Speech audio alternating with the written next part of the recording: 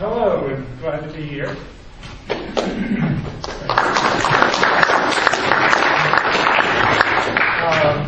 So first I'll just say a disclaimer that the ideas I'm going to bring forth are totally mine, not anybody else's. And so I always recommend take what seems to resonate for you and leave the rest. Fine with me. So I hope there's something here for you to benefit from. Also, just for a quick show of hands, so I can have a whole picture, self-assessment, how many here would call themselves beginning level? Just raise your hand. How many here would call themselves intermediate level and advanced level? Okay, just good. It's pretty well distributed. So I just wanted to get a sense about that. So there's probably about, what, 50 people here? So I wish I had with me 50 mirrors. And I'd put one in front of each one of you. And I'd say, you are now looking at the most important teacher you will ever have. And that's you. I don't care who you're studying with, I'm sure you're studying with a great teacher. And I give good lessons too, but a teacher, let's say you're with your teacher 1 hour a week, there's 167 hours other than that in the rest of the week.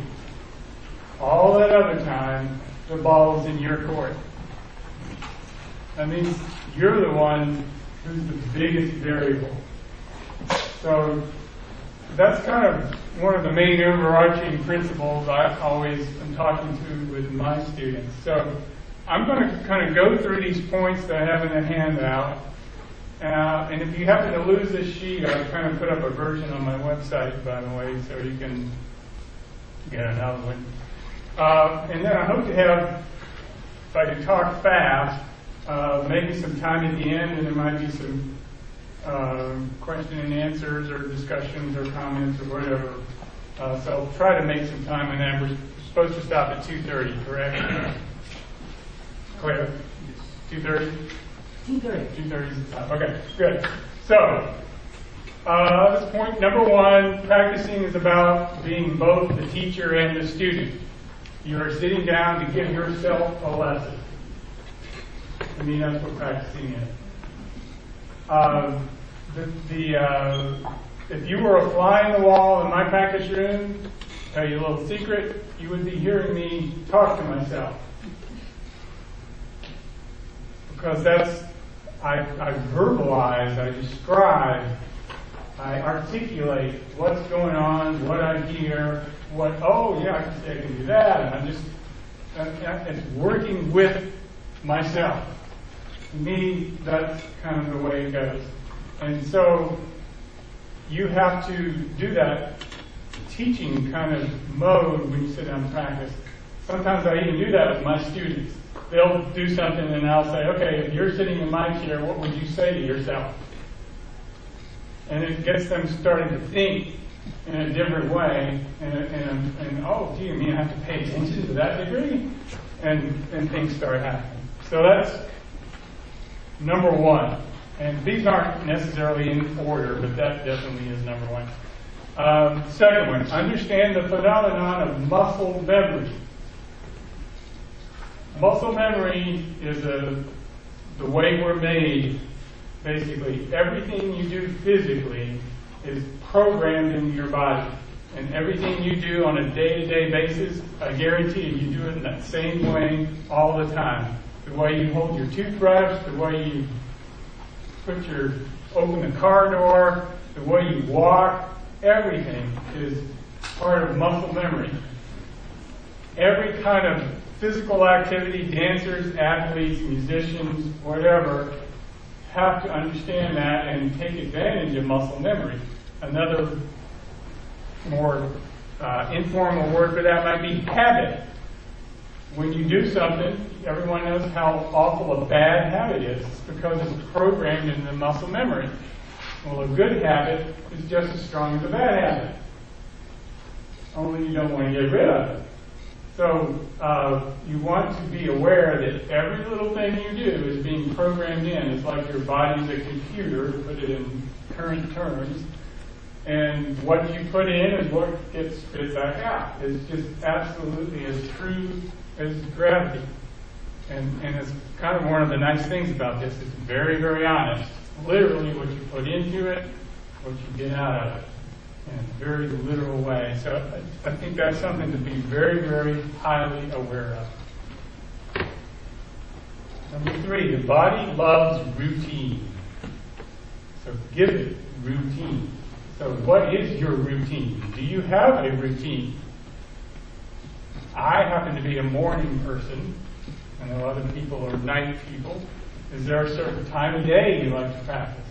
Is there a certain place?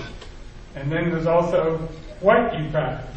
Do you have a routine of things? And we're going to go into that in a little bit more detail as we go through the points. But I have a certain set of things that I like to do that seem to address what I like to address for me, because this is what I have decided for me, plus current repertoire I'm working on, et cetera, et cetera. So I always have a routine that's working for me. And I also know that if I start practicing at 11 p.m., I'm absolutely no good. Can't do it.